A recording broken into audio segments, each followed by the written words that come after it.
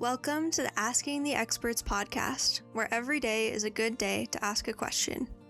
This podcast is provided by the Adaptive Silviculture for Climate Change, or ASCC network, which is a collaborative effort to establish a series of experimental silvicultural trials across different forest ecosystems in the United States and Canada.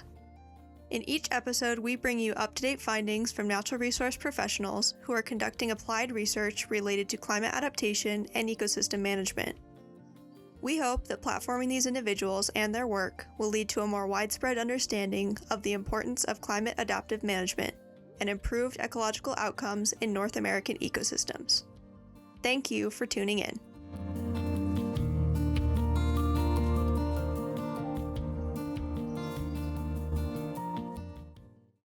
Good morning, all. This is your host, Riley McMillan, and today I'm joined by Dr. Linda Nagel.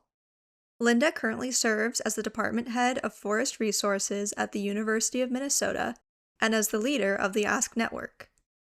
In the past, Linda has held many impressive roles, including Dean of the S.J. and Jesse E. Quinney College of Natural Resources at Utah State University, Professor at Michigan Technological University, Director of Operations at the Cloquet Forestry Center and Hubachek Wilderness Research Center at the University of Minnesota, and Department Head of Forest and Rangeland Stewardship at Colorado State University. In these roles, Linda has brought about meaningful change by creating resources such as the National Advanced Silviculture Program for the United States Forest Service, and by providing leadership and direction in the fields of teaching, diversity and inclusion, and forest management. Linda's commitment to the field of natural resources is truly inspiring, and I'm very excited to learn and share more about her work on the podcast today. Thank you, Linda, for joining me. Thank you, Riley, for that kind introduction. It's a pleasure to be here with you today. Likewise. So, the purpose of our interview today is to learn more about your work in the fields of forestry and natural resource management, and especially about your involvement with the ASCC network. To start off, I'd love to hear more about what initially drew you to natural resources, and whether or not your interests have shifted over time. I love this question as it forces us to think about our lived experiences and what we value in life. And for me, it really starts where I grew up, on a small farm in rural South Dakota, essentially living my childhood outdoors. I was always curious about nature, and that led me to study biology at South Dakota State University. When I was going to school there, I took a class called Forest Ecology and Management, and it involved a camping trip to the Black Hills, where I also learned about a profession called forestry, where you could learn about trees, how they grow, and how to manage them. So that was a really important and a really cool discovery for me, that you could get a paying job to spend time in the woods and learning about trees. And my curiosity for that and for nature really paired well with another passion that I developed, which was teaching and learning. And that led me down a career path in education, research, and outreach. So then I went on to grad school at Washington State University, and for my master's degree, I studied tree seedling response to ultraviolet radiation.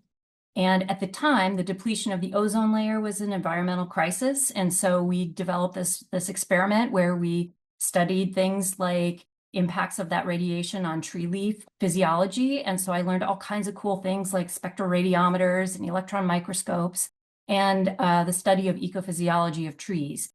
And then I took some of those skills and applied ecophysiology principles to stands of trees during my PhD. And that was really my gateway into silviculture, which is my disciplinary home. So what I really love about silviculture is that it is a super interconnected and interdisciplinary field.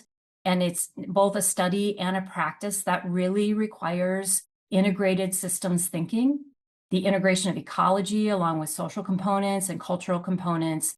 And you have to ask these questions like, why are we managing this forest? And how do we do that in the best way possible?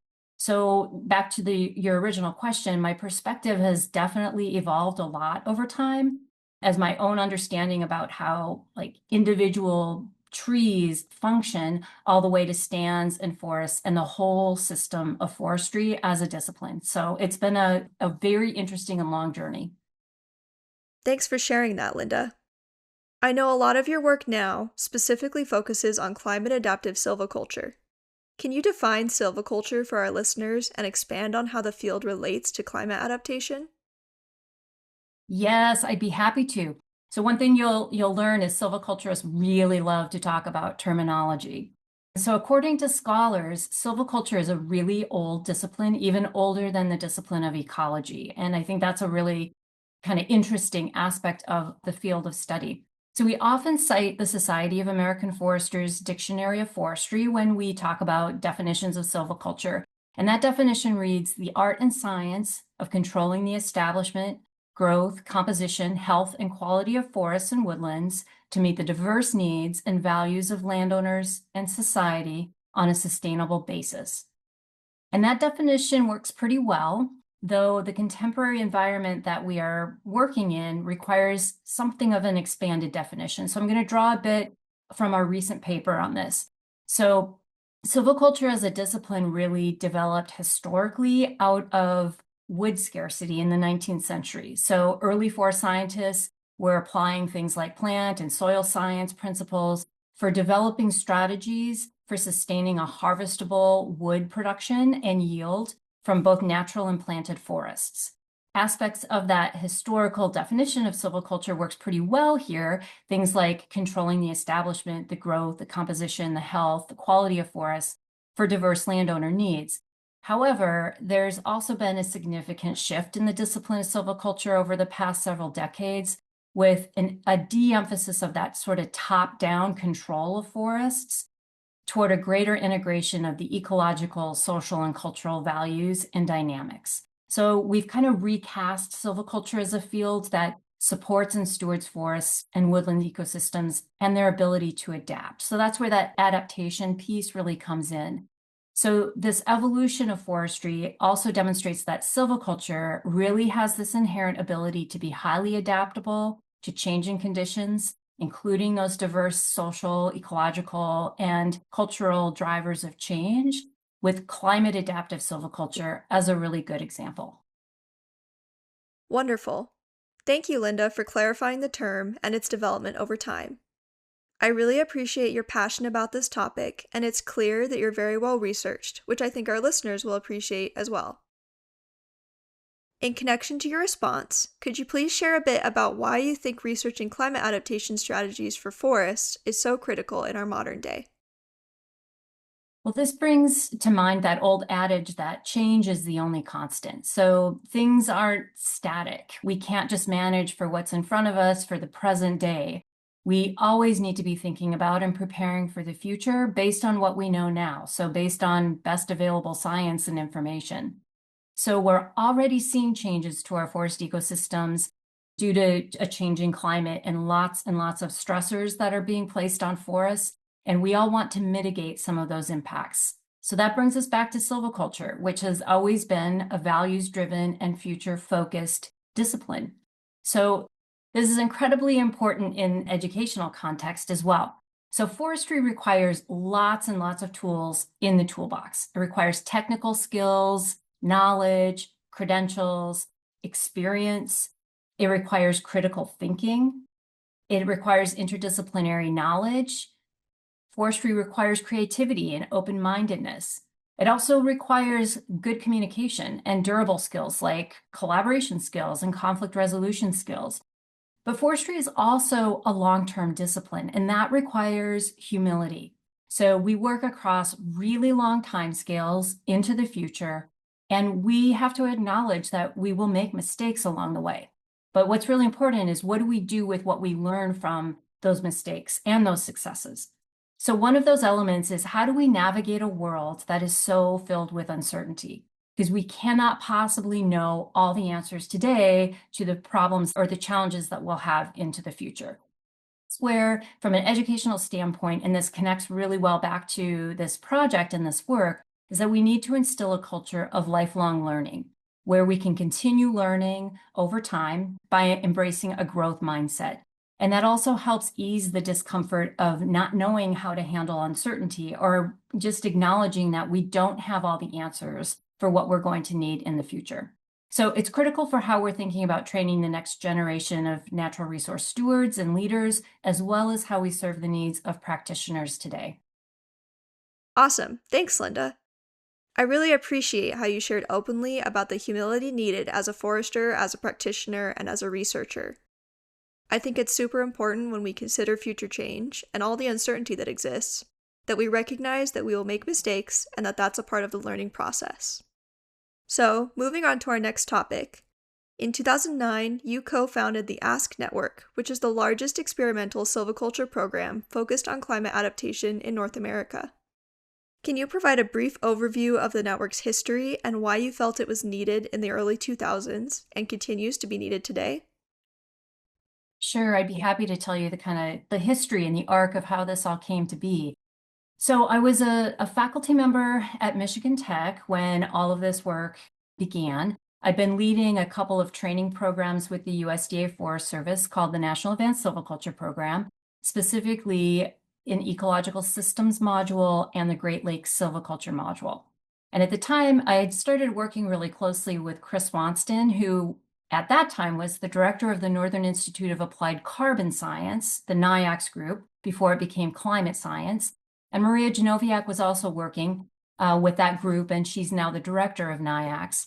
So around 2007 or 2008, we began teaching a module as part of that NASP training program on climate change. And this was actually a significant change to the curriculum at that time. It was not embedded in the original curriculum. So we had to work with the leadership of the Forest Service to bring that climate change and adaptation piece into the program.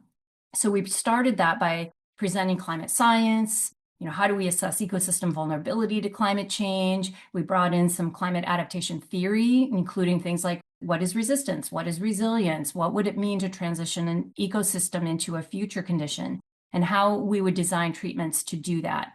So we had been teaching this for a couple of years, and Maria and I went to the National Silviculture Workshop in Boise, Idaho in 2009, where we presented on what we were doing. And that really drummed up a lot of interest at that time. And that was followed up by some leadership within the Forest Service reaching out to me and asking if we'd be willing to design an experiment that would show on-the-ground examples of climate adaptation in action. So they recognized what we were doing in the NAS program was really important, but the next step was we really needed some examples on the ground of what that looked like. How would we apply those principles to different forest types? And so when I got that literal phone call where I was asked, would you be interested in building an experiment that would be, statistically rigorous that we could learn from, I said, yeah, for sure. And then immediately Chris and Maria and I started strategizing, well, how would we actually approach this? Because we were starting from ground zero. So that is kind of the beginning of how we developed that collaborative effort that we now call the Adaptive Silviculture for Climate Change Network.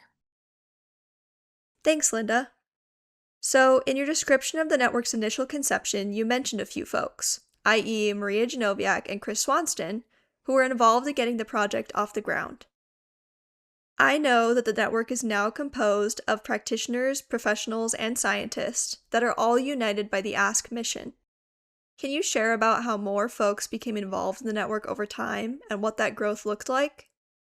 Yeah, for sure. So we started this project with a team of climate change and adaptation thought leaders. So that included myself, Chris Wonston, Maria Genoviak, and at the time, we early on hired Matt Powers, who's now faculty at Oregon State University. So we were kind of a core team to begin with. And we expanded that core team to include Brian Palick and Jim Goulden, who were researchers with the U.S. Forest Service in the area of silviculture. We also invited Linda Joyce and Connie Millar, who were climate adaptation experts with the U.S. Forest Service. And so as a team, we did a lot of conference calls, and this was kind of before Zoom was really a big thing. So we spent about 2 years with this group of thought leaders building the experimental framework, and that included defining resistance, resilience, transition. Are those the right terms that we want to use to build this experimental framework? We talked about various elements of the experimental design and some of the parameters that we thought would be necessary in order to build something that could be compared across different sites. And then we conceptually tested that framework out with different forest types by having people work through a process.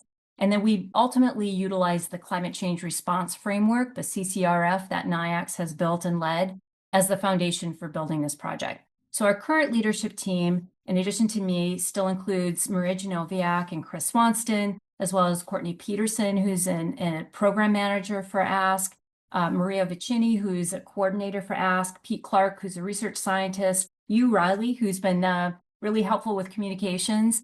And it's just been an honor working with all these different people over the years and watching this project really evolve. So we aimed for 3 to 5 sites. We now have 14 sites. So we, in many ways, really overachieved from our original goals. Each site is then led by a team of scientists and managers. And so at this point, we have over 200 partners and collaborators. And that's been just really gratifying to see this whole program come together that is leading science, creating demonstrations, conducting outreach with constituencies and partners, and has truly been adaptive over time. Wow, that's really impressive. I didn't realize the initial goal was 3 to 5, so having 14 sites is really amazing. Building off of that, the purpose of each of these sites is to execute the ASC protocol and provide crucial information for how to manage forest amidst changing conditions. Can you tell me more about the ASC network's experimental design and how each of the sites play a role in that design to achieve that purpose? Yeah, that's a great question. So through that first couple of years that we were working on the project, we built this experimental framework and design that we decided really needed to be adhered to and sort of maintained with every one of our sites. So that also led to us realizing the importance of building inclusive and functional teams at each of the sites. And we worked really hard to empower them to then lead their various aspects of each site. So we also learned very early on that it takes a lot of time and planning and energy to really build a successful workshop and to ensure that in this case, we had all the right ingredients, all the essential ingredients for success in delivering and implementing a project of this scope at each of the locations where we built this. So to ensure that, we've got this study design with some common elements that we've held constant across all the study sites. And that has allowed us to start comparing and asking questions like, do the ecosystems respond as we predicted? Are desired future conditions achieved? Do the treatments achieve the management goals? And are there trends across the different adaptation options that are working better than others? At each of the sites, we have 4 replications of our treatment framework, which is resistance, resilience, transition, and a no-action control. And each experimental unit size is 20 to 25 acres or 10 hectares in size. So replicated 4 times by 10 hectares, that's about a 200 hectare study at each of the sites and locations.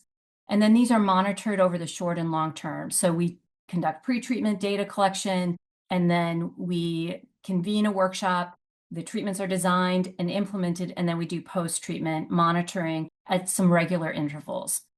So the local context has been really, really critical in applying the framework. We have different partners at each site. Some of our sites are on federal lands, national forest system lands, some are on state lands, some are private. We have an urban site here in the Twin Cities. And where possible, we're engaging with Indigenous communities as it's been appropriate at the development phase of each of the sites. And that's become a really major focus for us as we move forward. So the different forest types in the different context really drives how we apply that framework at the local scale. And that's been a really interesting and important element of the project as well. So we have a workshop process that is really built around co-production. So this is an essential ingredient to this whole network and this whole effort. So basically, we work with a couple key folks who are leading the given site. We work with them to establish who should be at a co-production workshop. And that size is usually about 15 to 20 people. And it spans a range of expertise and interest or people who are most important to that particular context. The workshop is typically 3 days. We had to pivot when we were in COVID times. We actually did a few of the workshops virtually, which was a unique set of challenges, because one of the things that we really like to do is go out to the field and visit a site where we're going to be implementing the different treatments. And so that was not something we could do during that particular time.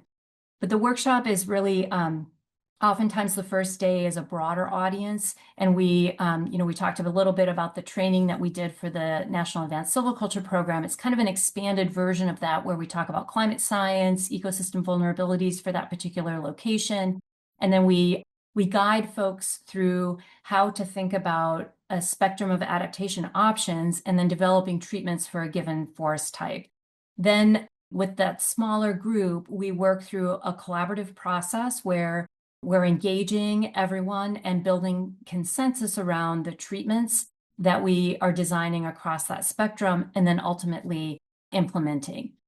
And that requires some compromise and some discussion amongst the group. And it's been very gratifying to see groups really work together to develop treatments that make sense for their particular location.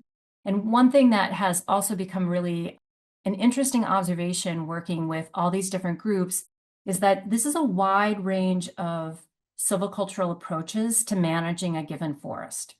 And often there's one end of the spectrum, resistance, resilience, or transition, that makes people really uncomfortable. And that's often the transition treatment, because it requires so much departure from what might be on the landscape right now.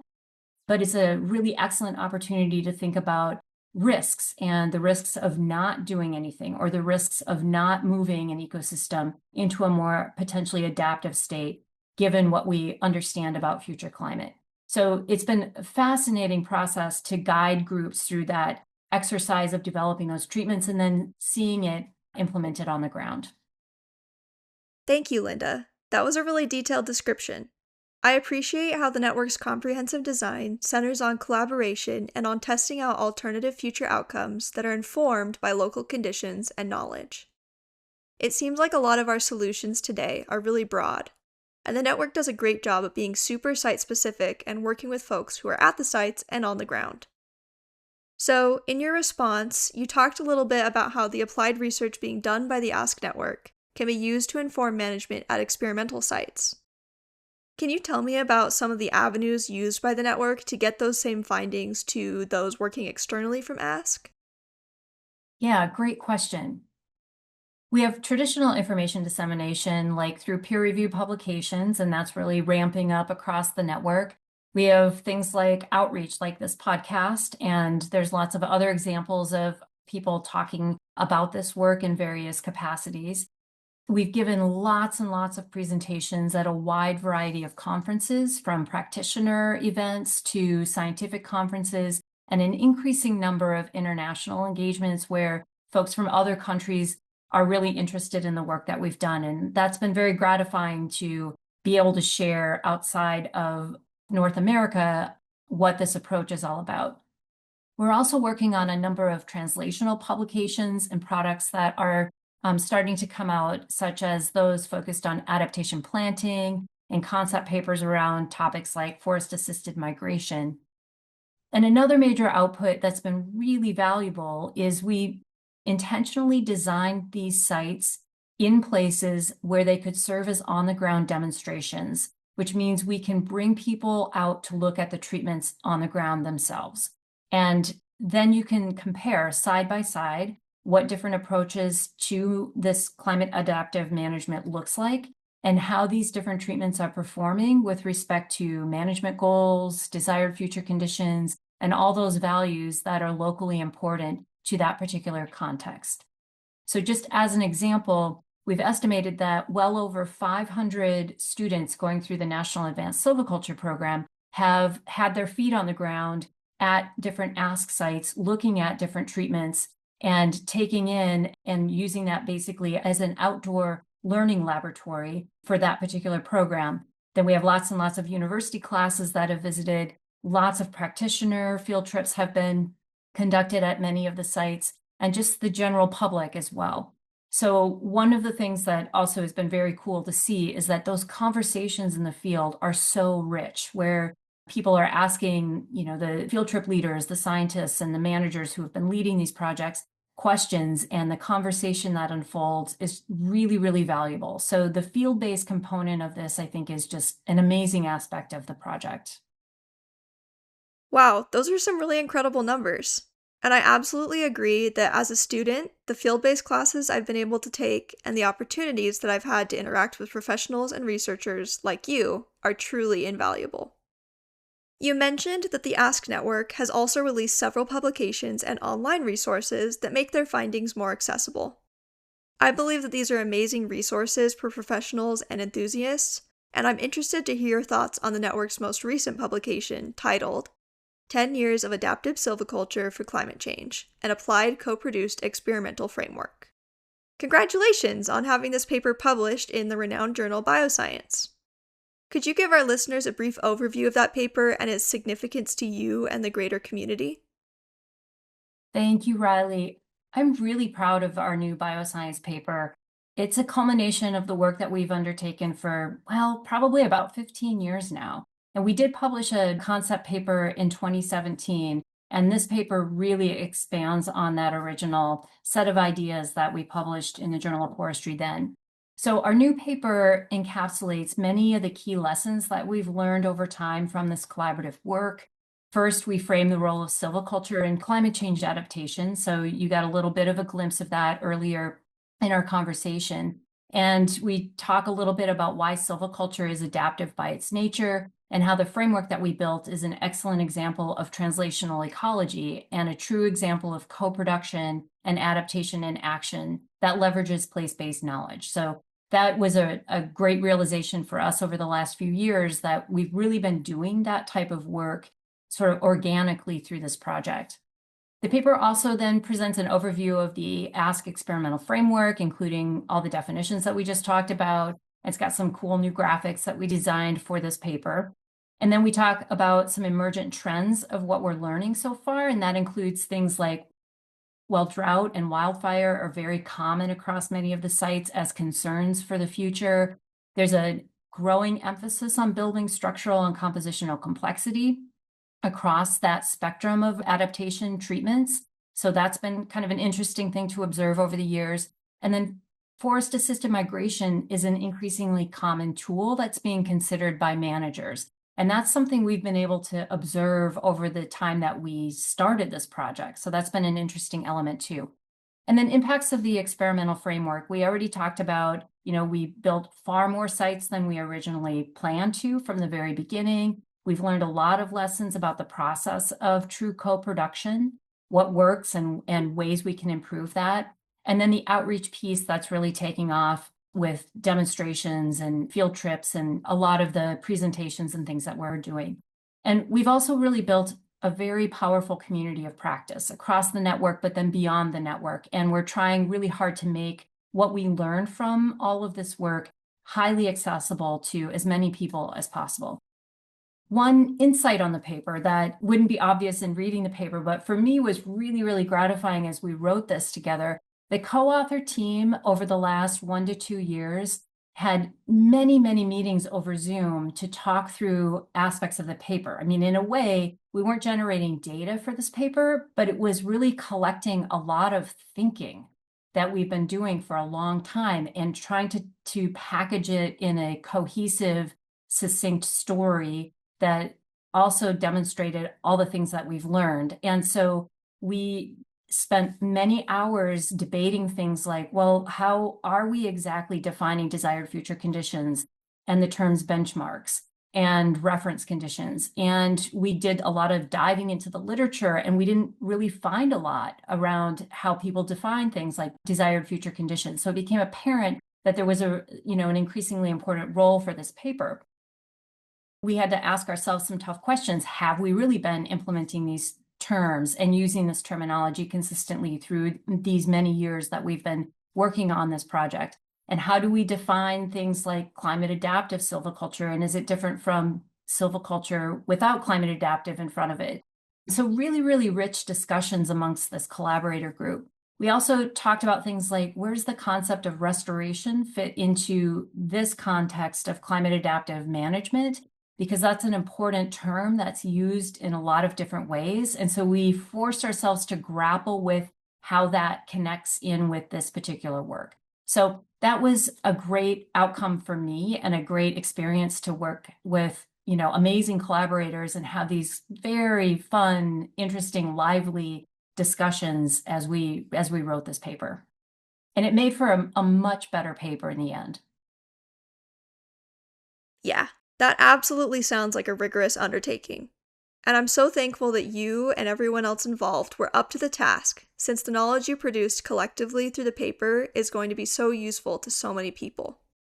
I really hope that some of our listeners will have the chance to check out the paper, which I'll link in the show notes for this episode.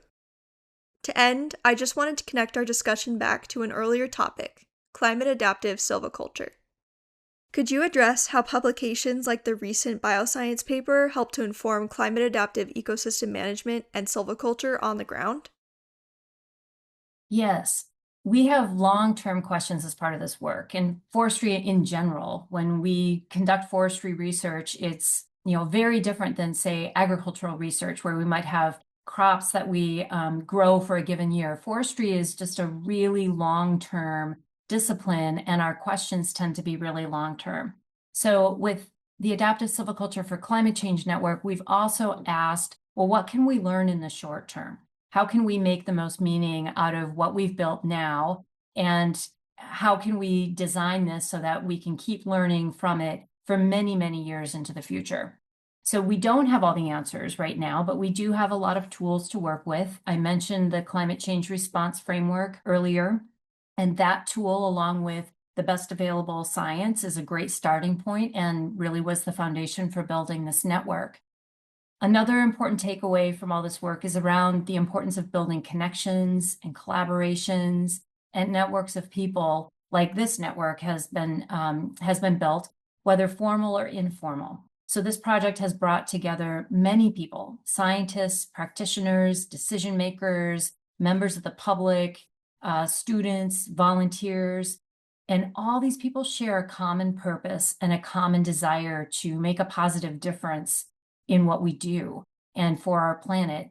And I've just been blown away by the questions that we get and the interest that this work has generated, because people want to do something positive.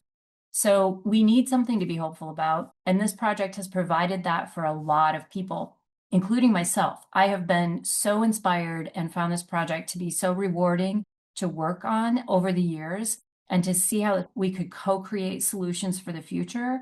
And the opportunity that this one project has created for me to engage with so many other people has just been amazing.